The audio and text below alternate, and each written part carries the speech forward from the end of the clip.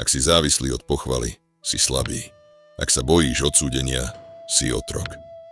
Miyamoto Musashi, neporazený samuraj, veril, že skutočné sebavedomie prichádza z jedinej veci – z kráčania po ceste. Vo svojom poslednom spise Dokkodo Musashi končí jednoduchým, ale silným odkazom. Nikdy neschádzaj z cesty. Ale čo je to vlastne cesta? Nie je to náboženstvo. Ani filozofická kniha. Je to cesta disciplíny. Cesta seba zvládania. Spôsob života, v ktorom tvoja hodnota nezávisí od iných, ale od tvojej praxe, sústredenia a charakteru. Pre Musashiho to bola jediná pravá cesta k seba dôvere. Dnes je sebavedomie často postavené na plytkých základoch. Sociálne siete, pochvaly, status.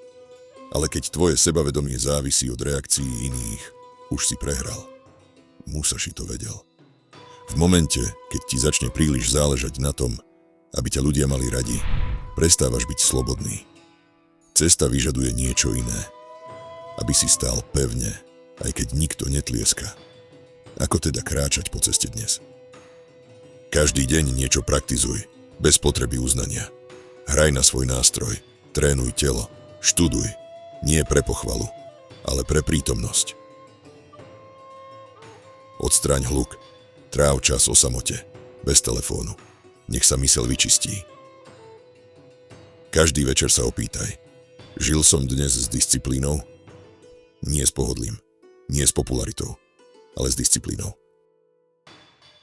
Menej reaguj, viac pozoruj. Nedovoľ, aby ťa pochvala vyviedla z rovnováhy, alebo kritika zlomila. Oboje sú ilúzie. Na konci života nám Musashi nekázal hľadať slávu, bohatstvo či dokonca pokoj. Povedal len, nikdy neschádzaj z cesty. Tá cesta sa buduje v tichu, silne v samote a preveruje sa, keď sa nikto nepozerá.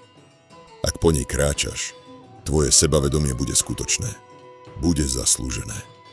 Ak ťa to oslovilo, pridaj sa na cestu. Sleduj kanál Stoický bojovník.